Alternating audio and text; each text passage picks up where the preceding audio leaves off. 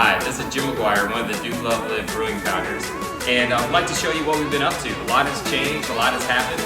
We're super excited about it.